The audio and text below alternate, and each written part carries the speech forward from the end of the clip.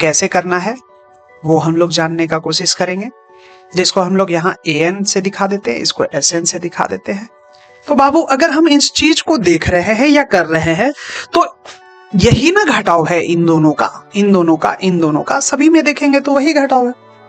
मतलब हमारे पास आ गया सर एक बहुत इंपॉर्टेंट रिजल्ट कि सर an बराबर क्या होता है, a plus n minus 1d होता है। 6d में 4d गया तो 2d बराबर 12 बाबू, चूंकि 2 गुणे में है उधर जाएगा तो भागा में चल जाएगा, तो हमारे पास आ जाएगा 2 छक 12, मतलब सर d का मान कितना हो गया, 6 हो गया। और ये एक हो गया दूसरा, आपको ये याद रखना, हमेशा इसको ट्राई करो। और ये एक हो गया दूसरा, आपको ये याद रखना, हमेशा इसको ट्राई करो। नमस्कार, मैं नित्यानंद कुमार स्वागत करता हूं आप सबका हमारे इस YouTube चैनल में।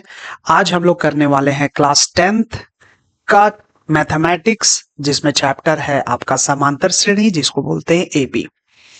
तो जो हमारे पास जो विद्यार्थी अभी सुन रहे हैं मेरी बात को, जो क्लास 10th में है, उन लोगों के लिए काफी इंपॉर्टेंट है। तो शुरू करते हैं फटाफट से हमारे इस क्लास को।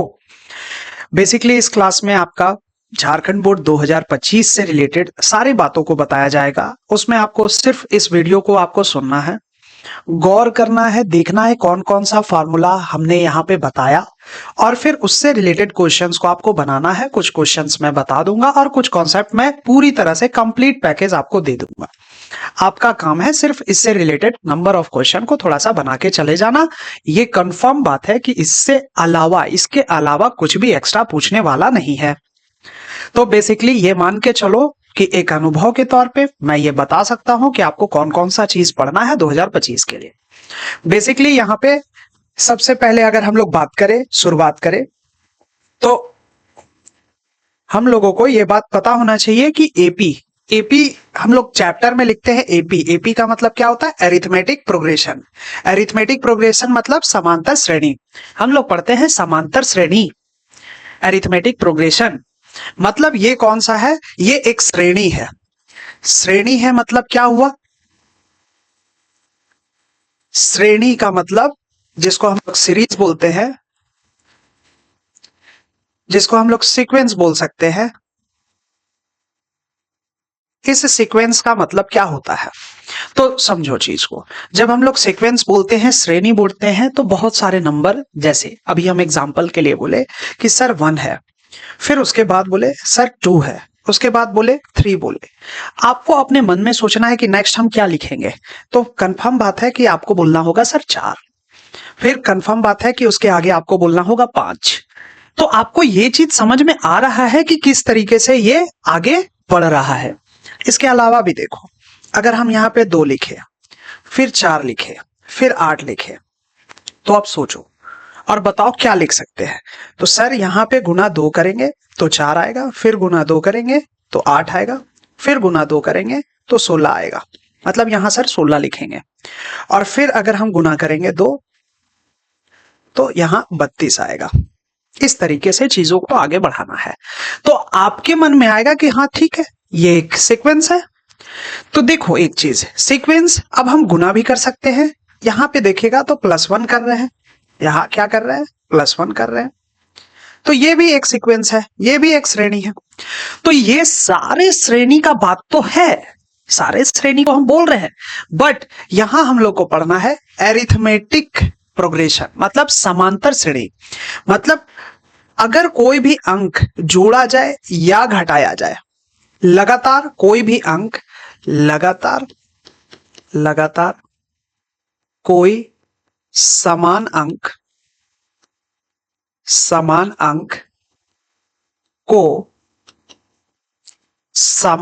को जोड़ा जाए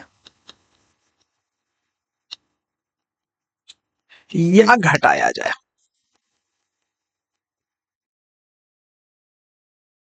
तो उसे समांतर श्रेणी कहेंगे। मतलब ऐसे समझो, अगर हम यहां बोल दिए कि सर बताओ 5, 5, 7, 9, 11, 13, और ऐसे ये बढ़ रहा है। अब हमको ये बताओ कि ये समांतर श्रेणी में है या नहीं है। तो जवाब में आना चाहिए कि सर इसमें हम दो जोड़े, सर इसमें फिर से दो जोड़े, सर इसमें फिर से दो जोड़े, सर इसमें फिर से दो जोड़े।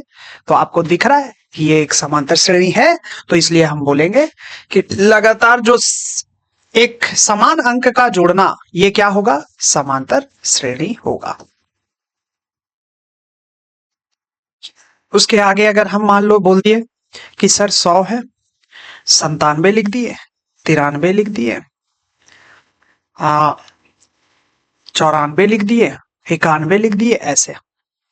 तो देखो इसको हम लोग -3 घटाएंगे सर, इसको -3 घटाएंगे, इसको -3 घटाएंगे, तो लगातार कोई भी संख्या हम इसमें चूंकि घटा रहे हैं तो ये भी एक समांतर श्रेणी होगा। तो कुल मिला के क्या चीज आ रहा है निष्कर्ष के रूप में? निष्कर्ष के रूप में आ रहा है कि समांतर श्रेणी किसे कहेंगे? तो सर समांतर श्रेणी कहेंगे किसी भी अगर एक व्यवस्थित अंक लिखा हुआ है तो लगातार अगर हम देख रहे हैं कुछ संख्या को जोड़ा जा रहा है या घटाया जा रहा है तो हम लोग उसे समांतर श्रेणी के नाम से जानते हैं। ठीक बात है, हम लोग जान गए। अब देखो अगर हम लोग इस बात को जान गए, देखो तो कुल मिला के हम लोग के लिए क्या क्या इंपॉर्टेंट है उसके बारे में समझो। हम लोग सबसे पहले समझेंगे समांतर श्रेणी मतलब एपी कहां से डिफाइन होता है, इसका परिभाषा क्या है उसके बारे में जानेंगे। सार्व अंतर के बारे में जानते हैं, एन पद का मान कैसे निकालना है वो जानते हैं, एन पदों का योग कैसे करना है वो हम लोग जानने का कोशिश करेंगे, जिसको हम लोग यहाँ an से दिखा देते हैं, इसको sn से दिखा देते हैं। और कुछ महत्वपूर्ण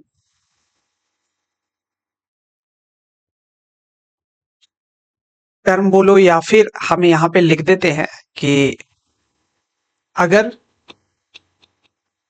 sn का मान हो तो श्रेणी निकालना कैसे है। इस तरीके के प्रश्न आपको मिलेंगे, बस इतना ही आपको करना है। उससे संबंधित सारा प्रश्न आपको यहाँ पे दिख रहा है, बहुत सारा प्रश्न लेके आए हैं, आप आराम से चीजों को क्वेश्चन को सॉल्व करेंगे 1 बाय 1 जैसे जैसे हम लोग चीजों को पढ़ेंगे।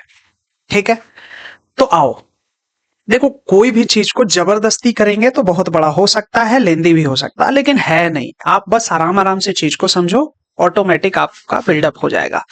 अब हमको ये बताओ, जैसे हम यहाँ पे लिख दिए कि 2√3, यहां लिख दिए 5√3, फिर लिख दिए 8√3, यहां लिख दिए 11√3, और हम पूछ रहे हैं कि बताओ ये एपी में है कि नहीं है।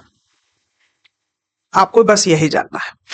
तो सर यहां पे देखो, यहां से यहां तक अगर हम ध्यान देंगे तो +2√3 अगर जोड़ देते, यहां से यहां भी देखेंगे, सॉरी यहाँ पे 3√3 जोड़ देते, यहां देखेंगे तो 3√3 जोड़ दिए, यहां देखे तो सर 3√3 जोड़ दिए। मतलब देख रहे हैं कि हर बार एक संख्या 3√3 को जोड़ा जा रहा है, तो इसलिए हम बोलेंगे ये क्या है, ये समांतर श्रेणी है, समांतर श्रेणी है। सही है, चलो और देखते हैं, फिर कुछ क्वेश्चंस और देख लेंगे।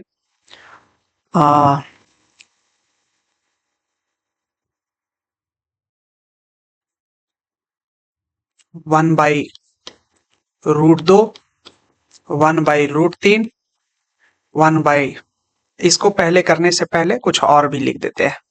ठीक है,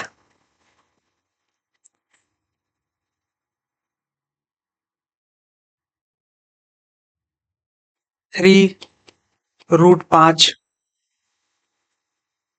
8√5, 11√5, 14√5 ... अभी इसको देख के आप बताइए क्या ये समांतर श्रेणी में है। तो इसका जवाब होगा सर यहाँ पे आप देखिएगा, तो यहाँ पे 5√5 है, यहाँ पे देखेंगे तो 3 रूट 5 बढ़ रहा है, यहाँ पे अगर देखेंगे तो 3 रूट 5 बढ़ रहा है। इसका मतलब ये समांतर श्रेणी में नहीं है, समांतर श्रेणी नहीं है।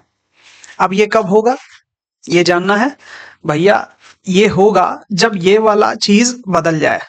मतलब अगर यहाँ पे हम लोग शुरू करते 5 रूट 5 से और बाकी जैसा है सब लिख देते, है ना। तो यहाँ पे अगर हम देखेंगे तो 3 रूट 5 का, यहां भी देखेंगे तो 3 रूट 5 का, और यहां भी देखेंगे तो 3 रूट 5 का, है ना।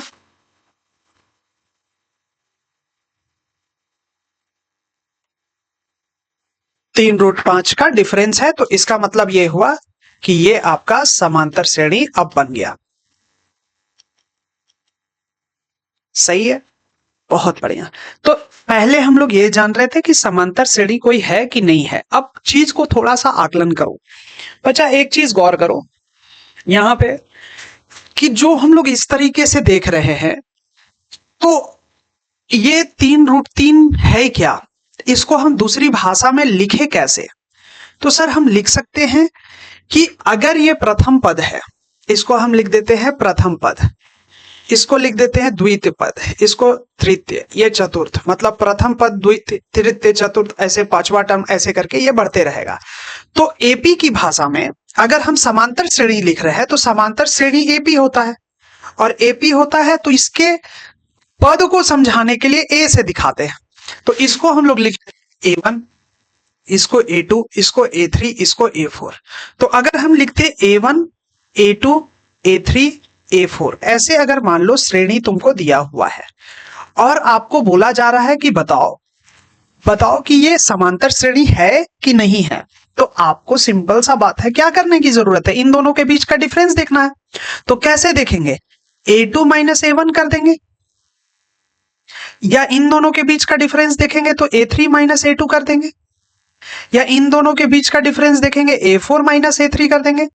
तो बाबू अगर हम इस चीज को देख रहे हैं या कर रहे हैं तो यही ना घटाव है इन दोनों का, इन दोनों का सभी में देखेंगे तो वही घटाव है ना। तो इसी को हम लोग बोलते हैं, इसी को बोलते हैं सार्व अंतर। इसी को क्या बोलते हैं, सार्व अंतर।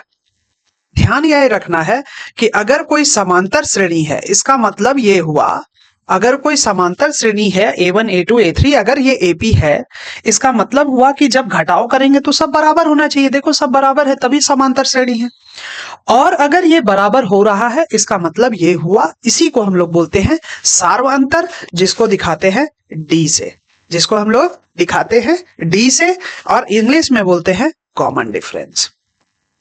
इंग्लिश में बोलते हैं कॉमन डिफरेंस। ठीक है, क्या सीखने को मिला सर।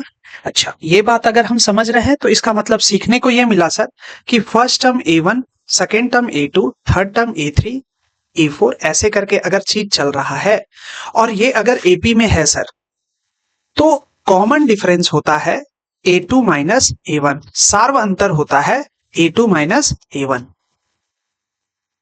अब अगर जरूरत पड़ जाए तो A2 माइनस A1 नहीं लिख के A3 माइनस A2 भी लिख सकते हैं, जरूरत पड़ेगा तो A4 माइनस A3 भी लिख सकते हैं, जरूरत पड़ेगा तो A5 माइनस A4 भी लिख सकते हैं। तो ये आपका एक AP बनाएगा।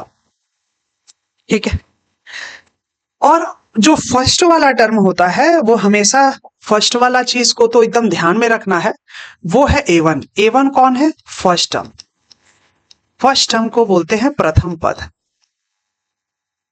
और ये जो प्रथम पद है, चूंकि A1 बार बार क्यों लिखेंगे, इसलिए जनरलाइज करके हम लोग इसको लिख देते हैं A। क्या लिख देते हैं, A लिख देते हैं। अब आओ नोटिस करो चीज को, अभी हम लोग A1 का वैल्यू क्या लिखे सर, A1 का वैल्यू A लिखे, A2 का वैल्यू कितना होगा सर, तो A2 में D जुट रहा था, वही कॉमन डिफरेंस, वही सार्व अंतर जुट रहा है।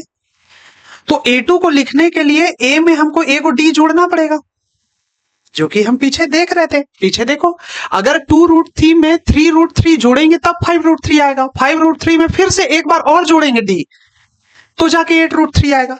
मतलब ये हुआ कि अगर हमको दूसरा टर्म लिखना है तो A प्लस D हो गया। तीसरा टर्म लिखना है तो a प्लस डी में एक डी और चाहिए, मतलब a प्लस 2d। A4 के लिए a प्लस 2d में एक डी और जोड़ देंगे तो a प्लस 3d हो जाएगा।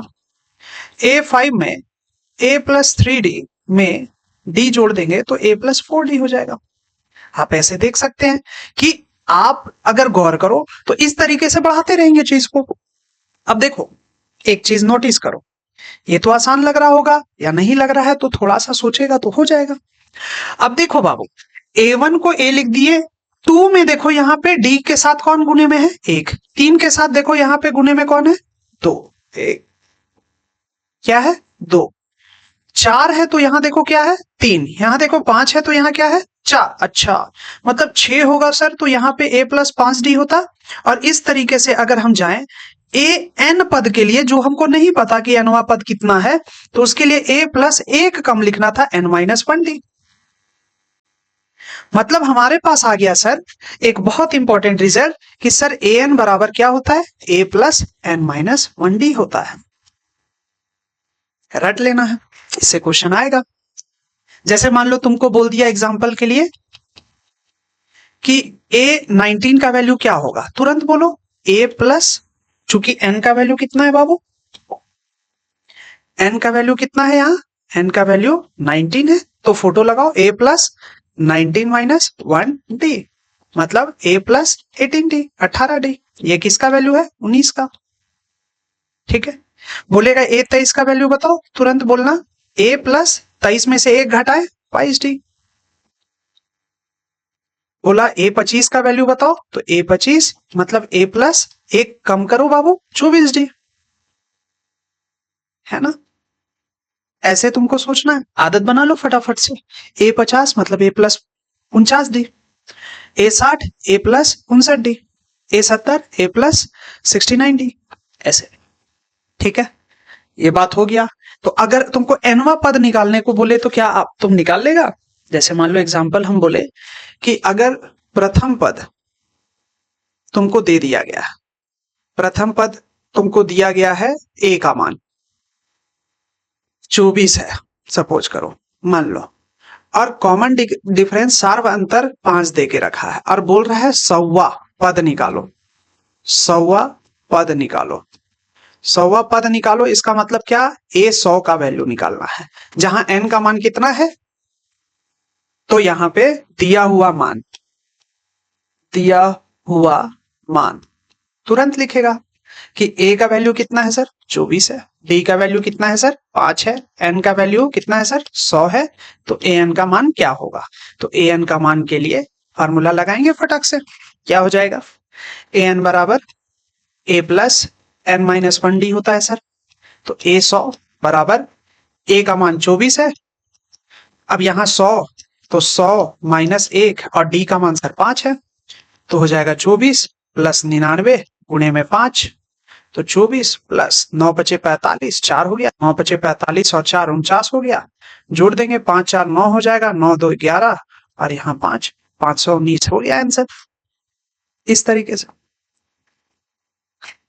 तो सुनो मेरी बात, नोट, तुमको सीखना क्या है, अब ऐसा कोई प्रश्न नहीं जिसमें आपको बोला जाएगा कि an का ही मान निकालो। आपके पास फार्मूला है an बराबर a plus n minus 1d। तो ध्यान रखना, प्रश्न जब आएगा, प्रश्न जब आएगा तो सिर्फ वैसा ही नहीं आएगा, a n और d में 3 मान दिया हो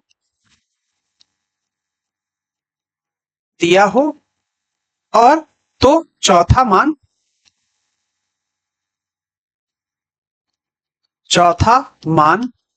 निकालने दिया हो। ठीक है, अगर 3 मान तुम्हारे पास है, 3 मान तुम्हारे पास दिया हुआ है, तो चौथा मान इससे निकल जाएगा। बस क्वेश्चन में ये देखने का कोशिश करना है a n d में क्या दिया है, अगर 3 दिया है पुट करेंगे, चौथा निकाल लेंगे पुट करके। अब जैसे मान लो क्वेश्चन ही है कि an का मान सपोज करो 500 है, मान लो 500 है, ठीक है, ए का वैल्यू मान लो 4 है, डी का मान लो वैल्यू 2 है, तो एन का मान कितना होगा सर? तो इसमें आपको ऐसा नहीं सोचना है कि क्या दे दिया, आपको यही सोचना है सर 3 मान दिया हुआ है, चौथा निकालना है, रख देंगे। तो हो जाएगा ए एन बराबर ए plus N minus 1 D. A N का मान कितना है सर? 500। ए का मान कितना है? 4। एन हमको नहीं पता सर, डी का मान कितना है? तो 500। 4 प्लस 2n माइनस 2, तो कितना हो जाएगा? 500। 4 में से 2 गया, 2 प्लस 2n हो गया, तो यहाँ 2 घटा देंगे, 500 माइनस 2 बराबर 2n, तो यहाँ पे हो जाएगा 498 बराबर 2n। तो इसलिए n बराबर हो जाएगा सर 498 बटे में 2, 2 दूनी 4, 2 चौके 8, 2 नंबर 18, n का मान हो जाएगा 249। मतलब 249वां पद पर 249वां पद पर 249वां पद पे हमारा मान कितना आने वाला है? n का 500 आने वाला है, ऐसे सोचेंगे। ठीक है, तो एक टाइप का क्वेश्चन तो हो जाएगा। ठीक है, अब देखो इससे रिलेटेड और भी सवाल, कुछ हम क्वेश्चन देखते हैं। एस के बारे में जिक्र किया है, अभी नहीं पढ़े हैं। हाँ, देखो इस क्वेश्चन को, वह एपी ज्ञात कीजिए जिसका तीसरा पद 16 है, तो तुरंत लिखो A3 बराबर 16, और सातवां पद, गौर करना, सातवां पद पांचवें पद से 12 अधिक है, मतलब सातवां पद पांचवें पद से कितना अधिक है बाबू? 12 अधिक है। देखो तो जो लिखे है वो ठीक है, सातवां पद पांचवें पद से 12 अधिक, सातवां पद पांचवें पद से 12 अधिक लिख दिए। ठीक है, तो अब हमको सॉल्व करना है बस। तो देखो इसमें आप ए मान लो और डी मान लो, तो यहां पे आपको जैसे इस वाले को ध्यान देंगे अगर हम, तो इसको लिख सकते थे ए प्लस 3 माइनस 1d बराबर 16, मतलब ए प्लस 2d बराबर 16। तो यहां से एक निष्कर्ष तो आ गया सर कि ए बराबर ए प्लस 2d बराबर 16 है, मतलब एक तो रिजल्ट हमारे पास आ गया है, इसको रहने दो अभी हमारे पास। ठीक, अब यहां देखो A7, इसको क्या लिख सकते हैं? A प्लस 60, इसको लिख सकते हैं A प्लस 4d, बार बार वही फॉर्मूला लगा रहे हैं, प्लस का 12 क्या लगा रहे हैं, चूंकि an बराबर a plus N minus 1d, बस मान लगा के रख दिए। अब सुनो, a कट गया, सही है, 6d 4d इधर आ गया, तो 6d माइनस 4d बराबर का 12, 6d में 4d गया तो 2d बराबर 12 बाबू, चूंकि 2 गुणे में है उधर जाएगा तो भागा में चल जाएगा, तो हमारे पास आ जाएगा 2 छक 12, मतलब सर d का मान कितना हो गया? 6 हो गया, है ना। d का मान कितना हो गया? 6। d का मान जैसे आ गया सर, तो इसको अगर हम समीकरण 1 रखे थे, तो d का मान समीकरण 1 पर रखने से क्या मिलेगा? बोलो, a प्लस 2 गुना 6 बराबर 16, a प्लस 12 बराबर 16, a बराबर 16 माइनस 12, घटा देंगे तो 4 आ जाएगा, a का मान आ गया 4, आंसर। कितना बढ़िया। तो आपको बोल रहा है क्या निकालना है? एपी निकालना है। क्या फाइंड आउट करना है? एपी फाइंड आउट करना है। तो देखो सुनो मेरी बात, इस जगह के बाद यहाँ पे ए का मान जैसे 4 आया, अब हम लोग एपी आराम से निकाल सकते हैं। कैसे निकालेंगे? ए का मान कितना है? ए का मान 4 है, डी का मान कितना है? 6 है। तो प्रथम पद a1 बराबर a होता है, तो 4 हो गया।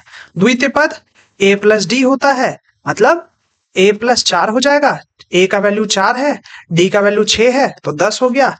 a3 का मान a प्लस 2d होता है, a का मान 4 है, 2 गुना 6 कर देंगे तो 4 प्लस 12 16 हो जाएगा। a4 का मान a प्लस 3d होता है सर, तो a का मान सर 4 है, प्लस 3 गुणे d का मान 6, मतलब 4 प्लस 18 या 22। तो सर यहां आप देख सकते हैं कि 4 10 16 22, ये हमारे पास क्या मिल रहा है? ये हमारे पास एपी मिल रहा है। प्रीवियस ईयर क्वेश्चन है, बहुत आराम से बन जाएगा। तो इस तरीके से और देख लेते हैं अगर है तो। 7 13 इतना में कितने पद है? देखो क्या दिक्कत है, ये क्वेश्चन आसान है। पद अंतिम में जो दिया है वो क्या बनेगा? an, 205 है। ए का मान कितना है 7 है। डी का मान कैसे निकालते हैं, दूसरे में से पहले घटा दो, A2 माइनस A1 कर दो, 13 में से 7 घटा दो, कितना हो जाएगा 3, 6 हो जाएगा। तो n का मान हमको निकालने बोला है, क्योंकि पद निकालने को बोला है, कितना पद है, तो बस रख दो an बराबर a plus n minus 1d। an का मान कितना है 205, a का मान 7, n का मान हमको नहीं पता, d का मान कितना है 6।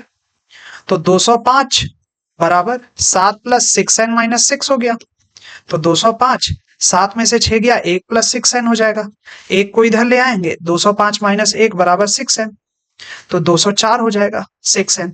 तो ये 204 बटे में 6 लगा देंगे तो n का मान आ जाएगा।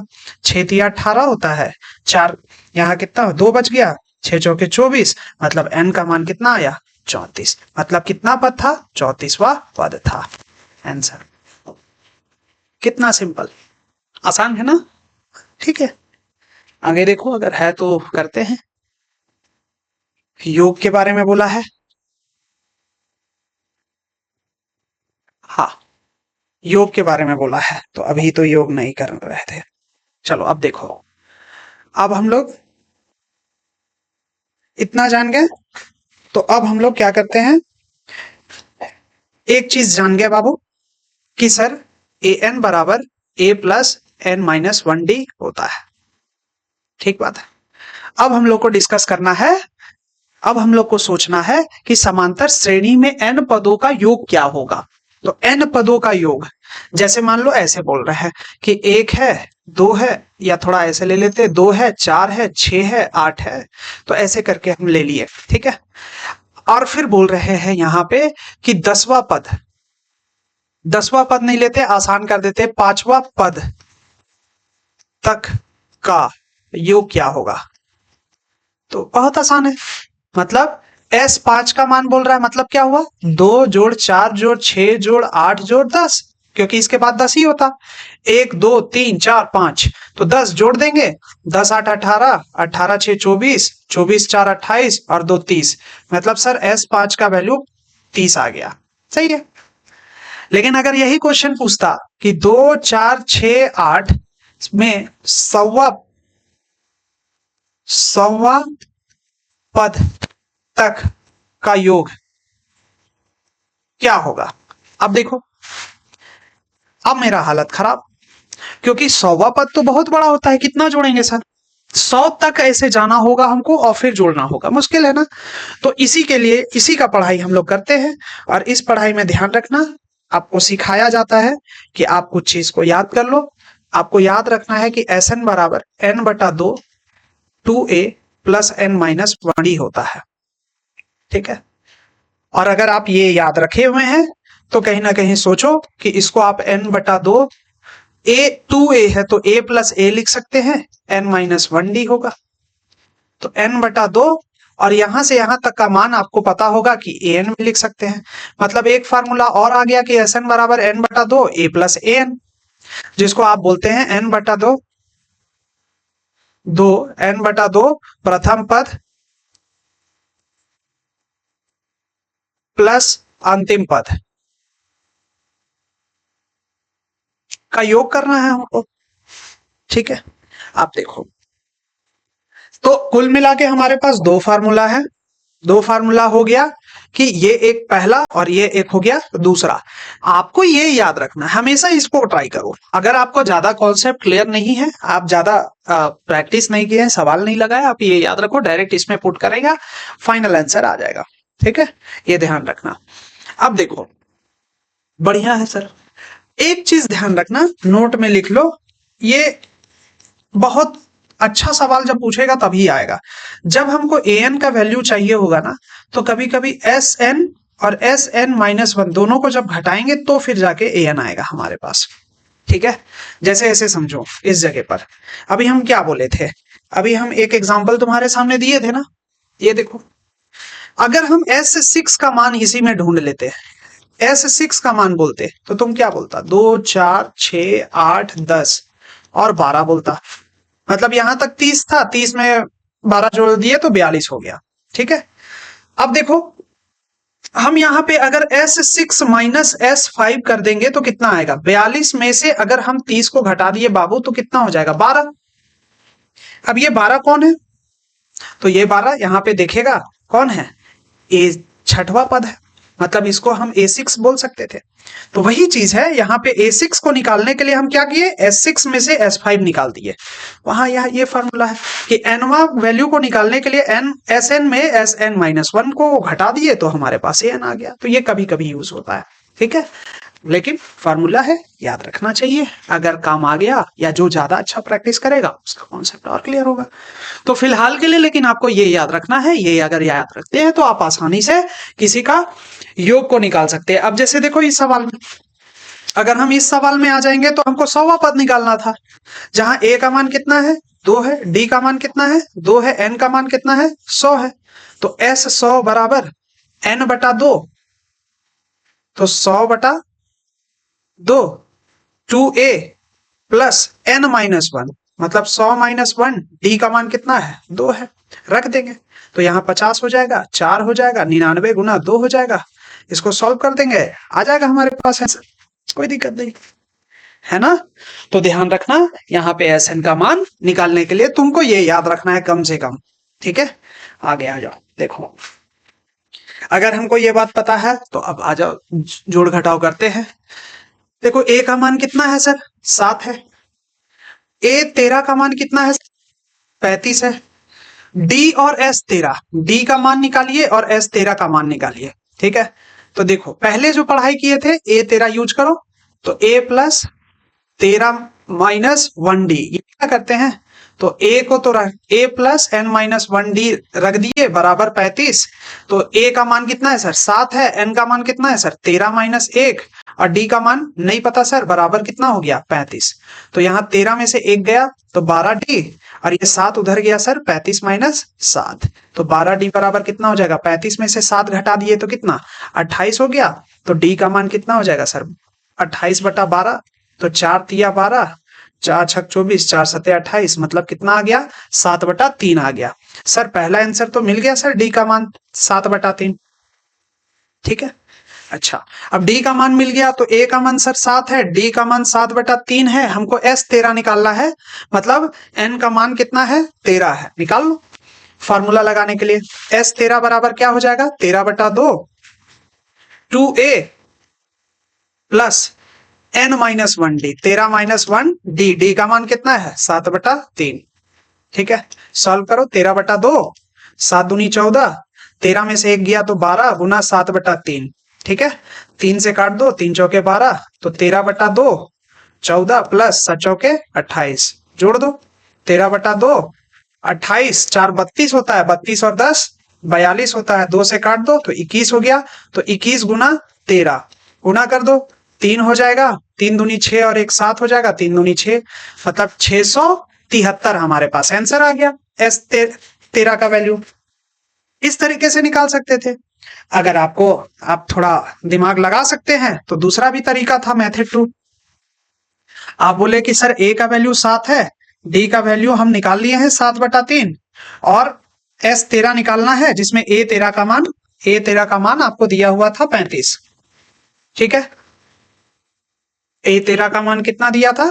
35। हाँ, तो S13 बराबर हो जाएगा n बटा 2 a प्लस an, मतलब 13 बटा 2 7 प्लस an का मान कितना है? मतलब A13 का मान कितना है? 35, तो कितना हो जाएगा?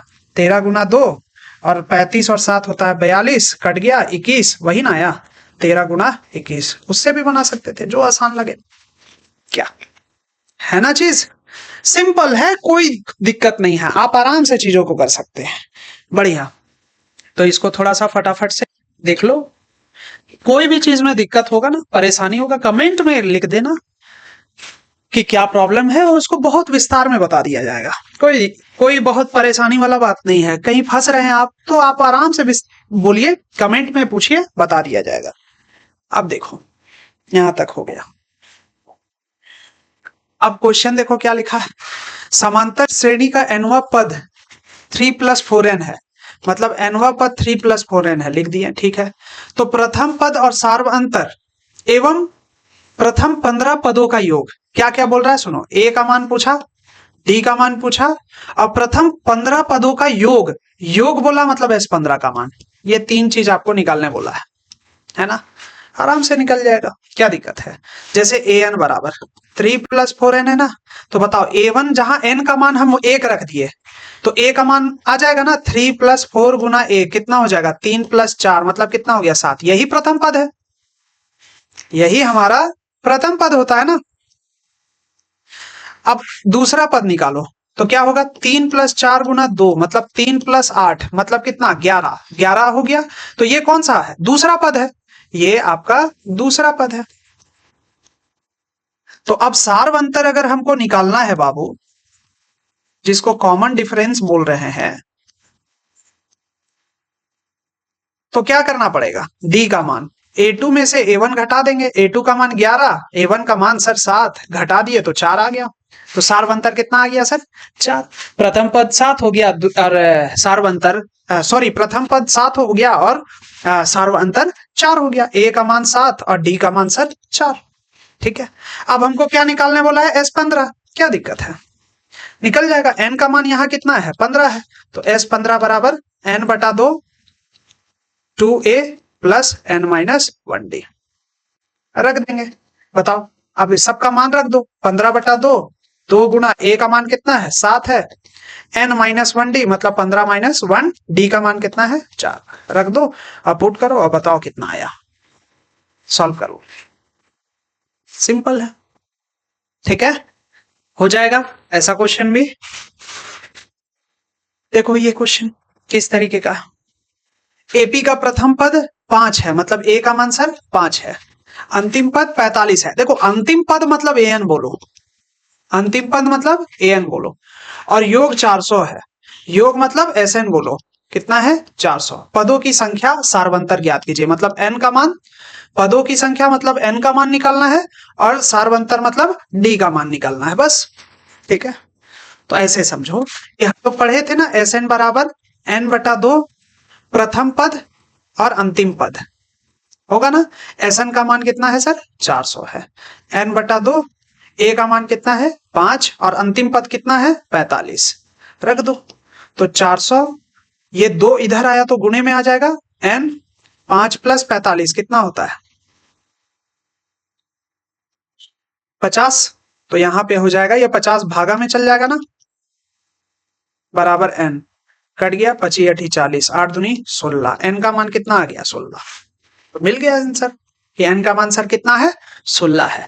फिर क्या निकालना है, d निकालना है, तो d निकालने के लिए क्या दिक्कत है, n का मान हमको a का मान 5 पता हो गया, हमको n का मान 16 पता है, और हमको a16 an ही है ना, जो an का मान कितना दिया है 45, जो कि a16 का वैल्यू हो जाएगा जो कितना है 45 है, यहां से d निकाल लो, निकल जाएगा। क्या हो जाएगा बताओ, a16 मतलब a + n - 1d बराबर 45, मतलब a का मान 5, n - 1 मतलब 16 - 1 15 हो जाएगा, d का मान हमको पूछा है 45, तो 15d बराबर 45 - का 5, तो 15d बराबर यहाँ पे 40 हो जाएगा, d का मान 40 बटा 15 हो जाएगा, 5 दिया 25 × 40 मतलब 8 बटा 3, d का मान हो गया, खत्म कहानी, है ना। तो देखो इस तरीके से सॉल्व करना है, बढ़िया। तो समझो, कुल मिला के अगर हम समरी को देखें तो रट जाना है, क्या रटना है, जो हम बात बोल रहे हैं, समरी फटाफट से बोलना, मन में सोचना कि A1 A2 A3 A4 AP में तभी होगा जब A2 - A1 A3 - A2 A4 - A3 बराबर होते जा रहा है, तो ये क्या है AP होगा, AP होगा। दूसरी बात क्या बोला गया है, दूसरी बात बोला गया है कि अगर A1 A2 A3 ... AP में है, इसका मतलब है D A2 - A1 होगा, या A3 - A2 होगा, या A4 - A3 होगा। ठीक है, जो फर्स्ट वाला है A1 वही हमारा क्या होता है प्रथम पद होता है। तीसरा क्या बताया गया था, तीसरा बताया गया था कि अगर मान लो an है, an का मान दिया है, हम लिख देते हैं, देखो ये इंपॉर्टेंट है, an का मान दिया है हो तो n का मान 1 रखने पे a1 आता है, n का मान 2 रखने पे a2 आता है, n का मान 3 रखने पे a3 आता है। ठीक है। चौथा, an बराबर a plus n minus 1d। ठीक है, रखना है। इसका क्या यूज है कि अगर 3 मान दिया हो तो चौथा निकल जाएगा। ठीक है। पांचवा, Sn का मान या n बटा 2 2a plus n minus 1d याद रखना होता है, प्लस n माइनस 1d, और n बटा 2 a प्लस an, जिसमें इसको बोलते हैं प्रथम पद और इसको बोलते हैं अंतिम पद। इसको बोलते हैं फर्स्ट टर्म और इसको बोलते हैं लास्ट टर्म। ठीक है। फिर उसके बाद छठा याद रखना कि अगर हमको an का वैल्यू चाहिए तो Sn में Sn माइनस 1 कर देंगे तो क्या आ जाएगा, an का मान मिल जाएगा। इतना चीज है जिसको आपको याद रखना होगा इस चैप्टर का क्वेश्चन को बनाने के लिए। आप कंफर्म रखना, बहुत सब तो बता दिया गया है, जैक 20-25 कोई सवाल नहीं छूटेगा। इसके बाद भी आप क्वेश्चन बनाइए, एनसीईआरटी बनाइए, क्वेश्चन सॉल्व कीजिए, एग्जाम्पल भी बना लीजिएगा। कोई दिक्कत होगा तो आप कमेंट कीजिए। अगर अच्छा लग रहा है तो भाई ज्यादा से ज्यादा लोगों तक पहुंचाइए ताकि हम लोग खूब सारा वीडियो और बनाएं और खुश होके बनाएं। ठीक है। Thank you so much.